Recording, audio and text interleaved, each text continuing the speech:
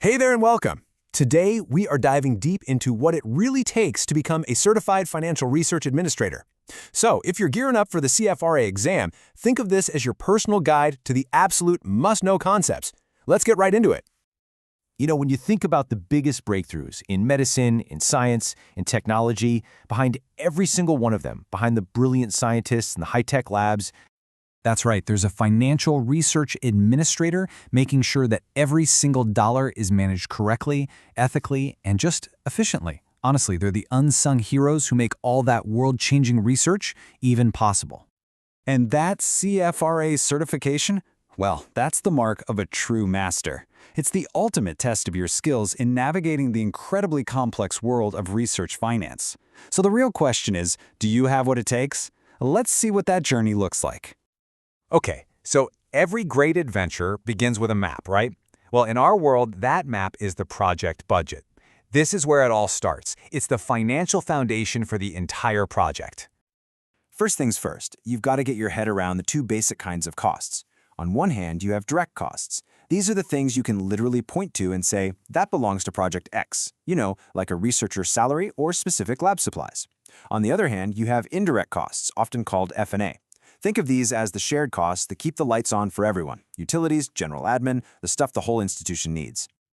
Now, when we start talking about salaries, there is one term that is absolutely crucial: institutional base salary, or IBS.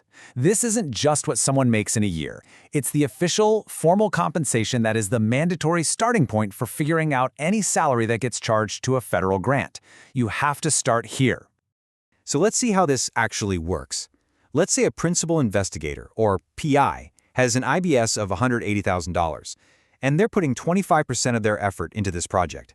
Step 1, we find the salary portion. So, $180,000 times 25% gives us $45,000. Simple enough. Step 2, calculate the fringe benefits on that salary portion. In our case, it's 28%, which comes out to $12,600. Then you just add them together.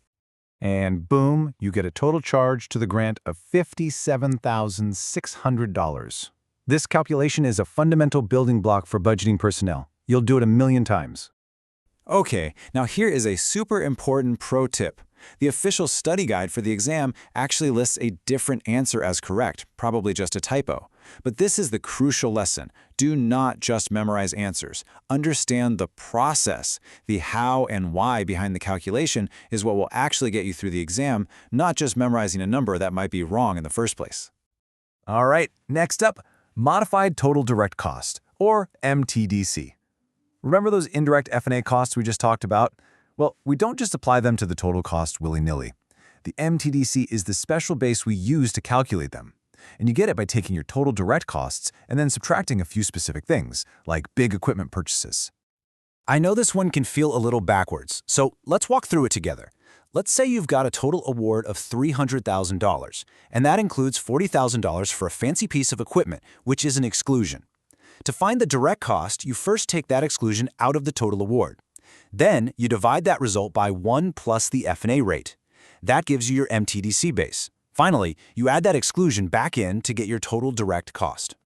And there's our number, roughly $225,714. And again, don't be surprised if the options on the test aren't a perfect match. What's the takeaway? Master the formula, trust your process, and don't let a slightly off answer choice throw you for a loop. So a budget's a great map, but it's just a plan. To actually go on the journey, you need to know the rules of the road. This section is all about that governing framework, the regulations and principles that guide every single decision you're going to make. And right at the very heart of all of it is this powerful idea from the CFRA Code of Ethics. You are a steward of funds that are meant for the public good. This isn't just a job, it's a responsibility. This idea should be your compass for everything you do. So from that core principle, we branch out to the nitty-gritty regulations. You're going to need to be friends with uniform guidance. That sets the audit rules.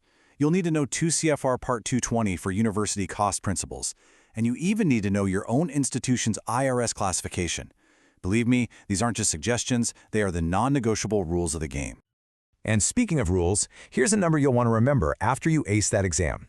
Your CFRA certification is good for 3 years. This means your quest for knowledge never really ends. You're signing up to stay on top of your game in a field that's always changing.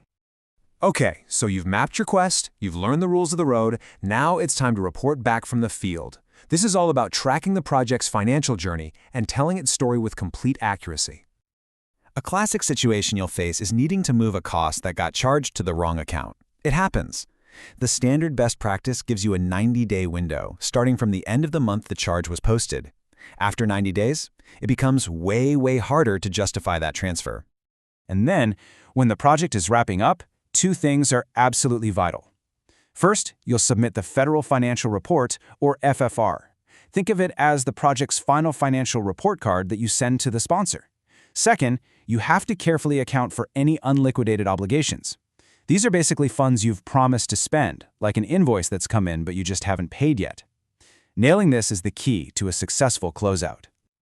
You know what they say, with great financial power comes great responsibility. This part is all about compliance, staying on the right side of the rules and dodging those dangerous pitfalls that can completely derail a research project. One of the absolute biggest compliance activities is effort certification. Hey, remember how we calculated those salary charges based on a percentage of effort? Well, this is the formal process where you confirm that the percentage you charge to the grant actually lines up with the real work the person did. It's a critical check and balance. And to keep your hard-earned certification, you've got to keep learning.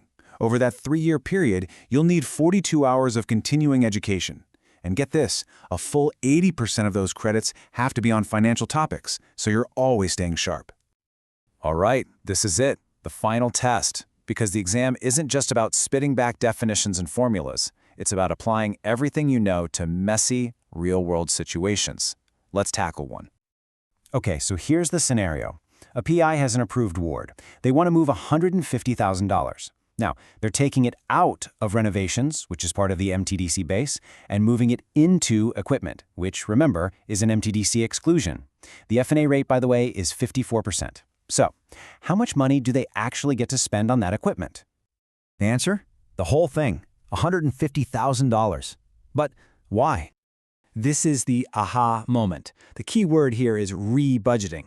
We are not writing a new proposal. The total amount of money from the sponsor is already set in stone. We're just moving cash from one direct cost bucket to another. And since the total direct costs for the whole award aren't changing, the total indirect cost calculation doesn't change either. The full $150,000 just slides right over. This is the kind of critical thinking that makes a truly great administrator. So, we've gone on the whole journey, from building the budget map, to learning the rules, to reporting and compliance, and finally putting it all to the test. You've seen what it takes, so the only real question left is, are you ready to become the steward that fuels the next great discovery?